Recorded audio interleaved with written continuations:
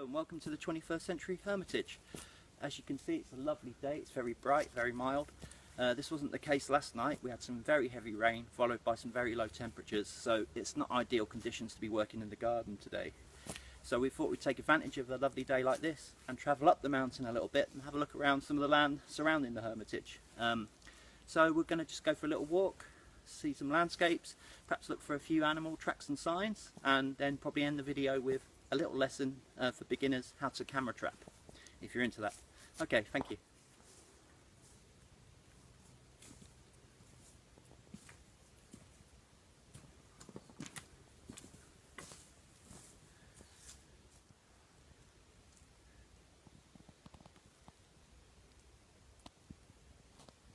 Okay, the first tracks we found today, or animal signs rather, is this third area of ground. This is a sign of wild boar. It's quite fresh, the ground's not frozen, so we know that's happened in the last 12 hours. What they're doing is they're snuffling for roots and in this area in particular truffles. Pigs are very good at finding truffles, so we know there's been wild boar in the area. So we're going to look for some further signs, and we're also going to be careful because they are powerful animals.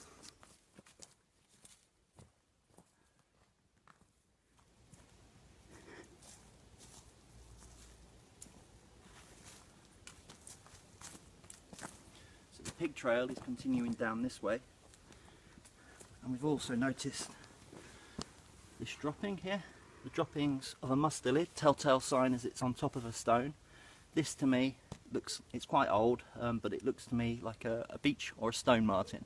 We can tell from this stone in these drop-ins that this individual has been eating what looks like a wild fruit species. I'd guess that's the stone of a rosehip. So in a trapping situation, that's camera trapping, we're not hunters, we'd look for the food source and set our camera there because to record the animal eating. So my guess is there's a rosehip bush around here somewhere, so we'll have a look. And here we are, the dog rose, and the fruit of the dog rose are rosehips. These are edible for human beings, however they've gone past the best. You ideally want to harvest these, pick these after the first frost of late autumn. We're now in mid-January, so I'm going to leave these for the animals. But this is what that marten had been eating for sure. So if you were trying to get this animal on film, you'd certainly film this bush, strapping your camera to a tree and just leave it, because that animal's going to come back and eat these berries sooner or later.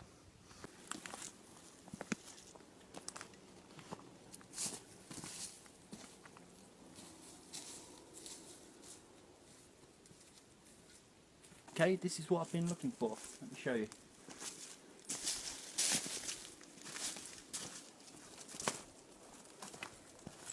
This is mud. Okay, a wild boar's come from here and scratched on this. Scratching at ticks, scratching as the mud dries and irritates it maybe. This means there's a wallowing hole nearby. Now, a wallowing hole would be great to camera trap at any time because everything needs to drink. Especially in an arid place like this, not so much in the winter, but in the summer, when there's very little water around. A wallowing hole is nearly always situated at a spring, so we'll follow these tracks down and see if we can find the wallowing hole.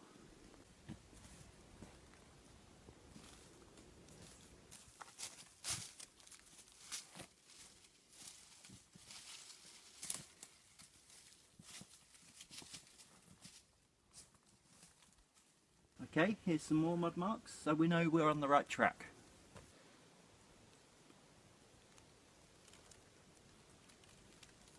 As you can see, there's some real clear signs of wild boar, and they're quite fresh. You see how thick the mud is on this log? What, a centimetre thick?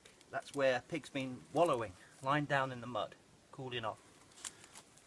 And he's rubbed his tummy over this, leaving this quite heavy deposit. So I'm really confident we're near a wallow right now, so we're going to follow these tracks down and see if I'm right. There's some more clear tracks, almost on every trunk of every tree going down here, and I can see the faint glisten of water, so I think we've found it. So let's have a look.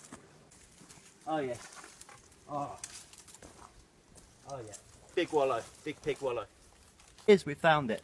this is full of wild boar tracks and probably other tracks of animals too. So we're going to have a little look around. This looks like a spring to me. So we've hit the jackpot.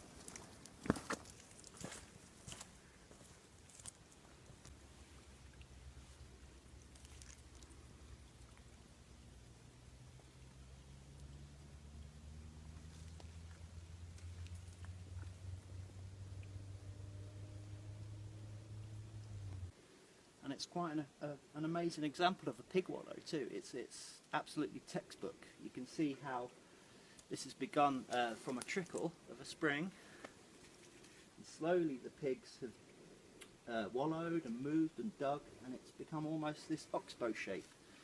They have caused this bit of erosion, but you can also see that they've affected the way the water flows, trapping the water here, which is beneficial to a lot of species. I can see footprints of various birds, deer, and all sorts of things. So this is a real find, and an absolutely brilliant place to come camera trapping. So I think we'll return here in the near future.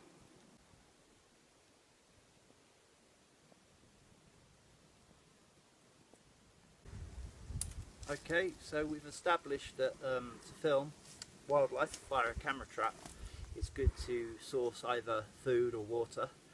We're going to continue up the mountain a little bit, and I'm going to talk about how to trap on pathways, where to lure animals in, and basically some basic techniques of do's and don'ts with camera trapping. But first, a bit of a coffee break.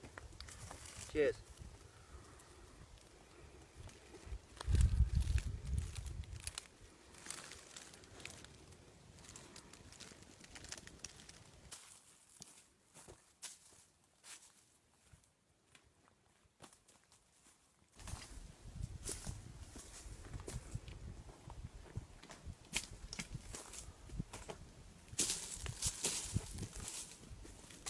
Now this is the holly oak, the evergreen oak. Not only is it very beautiful, but in terms of camera trapping, it offers certain bonuses such as camouflage in the winter and protection from the elements. That's wind and snow. You've got to be careful of these things. You don't want to strap your camera to any branch or limb that's too thin, because you'll get movement, and movement sets off the PIR sensors.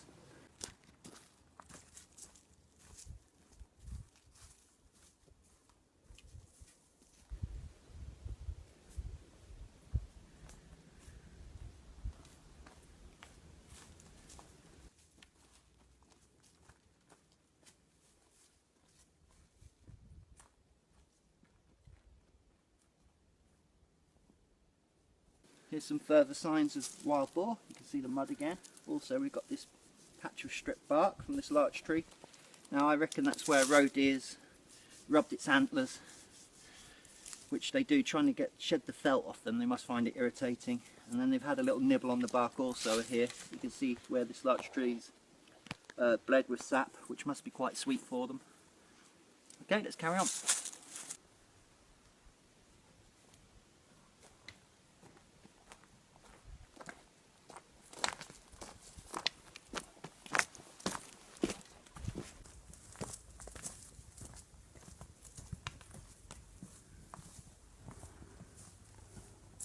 Here's where I wanted to show you.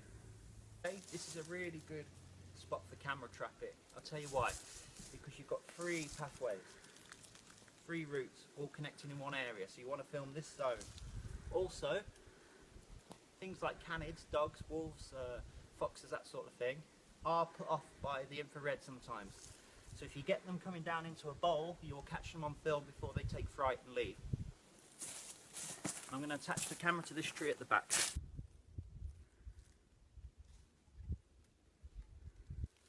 Okay, so I've strapped the camera trap to a sturdy tree that won't move easily. There's no vegetation in the targeted area.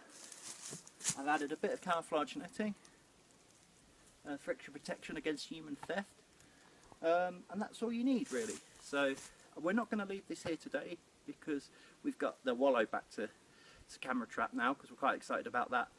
But here's some footage from last winter when I did leave it in exactly this spot.